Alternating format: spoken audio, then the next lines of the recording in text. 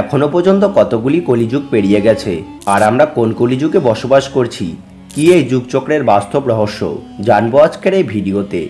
আমাদের হিন্দু ধর্মগ্রন্থ অনুসারে যুগ বদলানো যুগচক্রের উপর নির্ধারিত হয়। হিন্দু ধর্মগ্রন্থে 4 যুগের বর্ণনা পাওয়া যায়: সত্যযুগ, ত্রেতা যুগ, দ্বাপর যুগ ও কলিযুগ।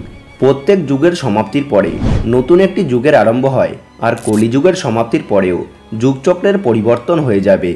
যেইভাবে ঘড়িতে 12টা বাজার পরে নতুন একটি দিনের শুরু হয়, ঠিক একইভাবে এই 4 যুগের আয়ু সমাপ্ত হবার পরে নতুন একটি কালচক্রের জন্ম হবে।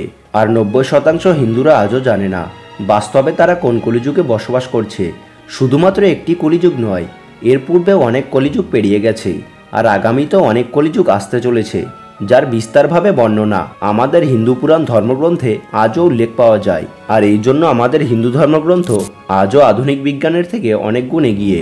আজকের প্রযুক্তি যেইভাবে দামি দামি স্যাটেলাইট ব্যবহার করে আমাদের নতুন নতুন বিষয়ের খবর দেয়, যেমন গ্রহের দিক পরিবর্তন ও নতুন নতুন খোঁজ করছে, এই সব কিছুই আমাদের হিন্দু ধর্মগ্রন্থে প্রথম থেকে উল্লেখ পাওয়া যায়। সেটা পৃথিবী থেকে সূর্যের দূর পর্যন্ত হোক না কেন, বা সকল বিশ্ব ব্রহ্মাণ্ডের সম্বন্ধে নানান ধরনের খোঁজ হোক না কেন, এটা তখনই সম্ভব হয় যখনই হিন্দু ধর্মগ্রন্থকে গভীরভাবে অধ্যয়ন করা হয়। তাহলে কলিযুগের বয়স আর কলিযুগের চক্রের সম্বন্ধে বিস্তারভাবে বর্ণনা পাব। কেননা সময় একটি চক্র, যার চাকা সবসময় ঘুরতে থাকে, আর এই চক্র পূর্ণ হবার পরেই আমাদের যুগ পরিবর্তন হয়ে যায়। তো আসুন জেনে নিই কীভাবে আমরা বর্ণনা করতে পারবো আমাদের কলিযুগ প্রথম থেকেই পেরিয়ে গেছে, আর আজ আমরা কোন কলিযুগে বসবাস করছি। এর সৃষ্টির রচয়িতা, সৃষ্টির পালনকর্তা আর সৃষ্টির বিনাশকারী ভগবান ব্রহ্মা, বিষ্ণু আর মহেশ, এদের ত্রিদেবও বলা হয়। ভগবান ব্রহ্মাই ব্রহ্মাণ্ডের সৃষ্টি করেছেন, আর এই সৃষ্টির নিয়ম যার জন্ম হয়েছে তার বিনাশ হওয়া নিশ্চিত। আর এজন্যই যেভাবে ব্রহ্মাজিরও জন্ম হয়েছে, ঠিক একইভাবে তার মৃত্যুও ঘটবে। আর একইভাবে আমাদের ব্রহ্মাণ্ডেরও জন্ম হয়েছে, আর তার অন্তও অবশ্যই ঘটবে। কিন্তু আপনাদের বলে দিই, কালখণ্ড এতটাই লম্বা, তার অন্ত পর্যন্ত কেউ যদি জীবিত থাকে তাহলে তাকে অমর মানা হয়। শাস্ত্রে উল্লেখ আছে ব্রহ্মাজির জীবনকাল 100 বছর পর্যন্ত, কিন্তু এই 100 বছর কলিযুগের সময়ের থেকে অনেক বেশি। যেভাবে আমাদের এখানে 365 দিনে 1 বছর পূর্ণ হয়, যেটি দুভাগে ভাগ করা যায়, এক ভাগ দিন আর এক ভাগ রাত, ঠিক একইভাবে ভগবান ব্রহ্মার এক কল্পে 14টি মন্বন্তর হয়, আর এক মন্বন্তরে 4টি যুগ। আর এই 4 যুগ সত্যযুগ, ত্রেতা যুগ, দ্বাপর যুগ ও কলিযুগ। আমাদের কলিযুগের বয়স 4,32,000 বছর পর্যন্ত। কিন্তু যদি এই সময়ের বর্ণনা ব্রহ্মাজির সময়ের সাথে করা হয়, তাহলে যখন আমাদের 4 অরব 32 বছর পূর্ণ হবে, তখন ব্রহ্মাজির কাছে সেটি একদিনের বরাবর হবে। এবার আপনারাই ভেবে দেখুন, ব্রহ্মাজির বয়স যদি 100 বছর হয়, তাহলে আমাদের সময় অনুসারে সেটা কতটাই বেশি হবে।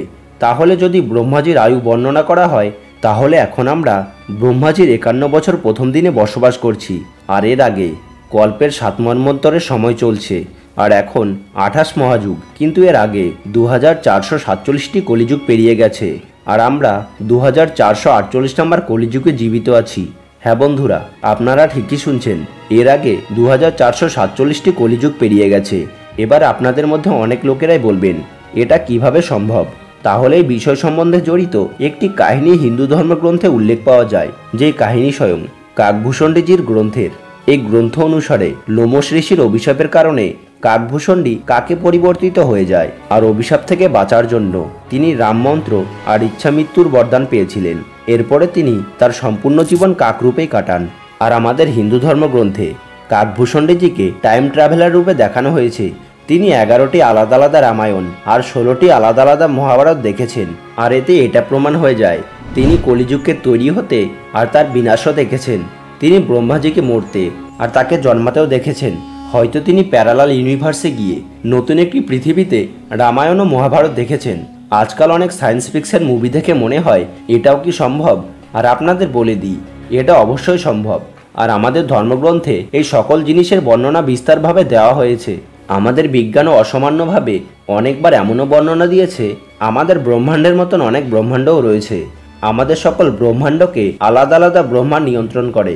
তাই এটা তো জানা অসম্ভব সেই ব্রহ্মাণ্ডে কত বা কতগুলি কলিযুগ চলছে বা সত্যযুগ চলছে। এই কথা তো নিশ্চিত সেই সকল ব্রহ্মাণ্ড যুগচক্রের মাধ্যমে চলছে। ঠিক যেইভাবে 2447টি কলিযুগ পেরিয়ে গেছে, আর পরবর্তী সময়েও হাজারো কলিযুগ আসবে। যখনই 4,32,000 বছর পূর্ণ হবে তখনই কলিযুগের অন্ত হবে, তারপরে আবার পুনরায় সত্যযুগের সূচনা হবে। তো বন্ধুরা, এই বিষয়ে আপনাদের কি মতামত সেটা কমেন্ট বক্সে অবশ্যই জানাবেন।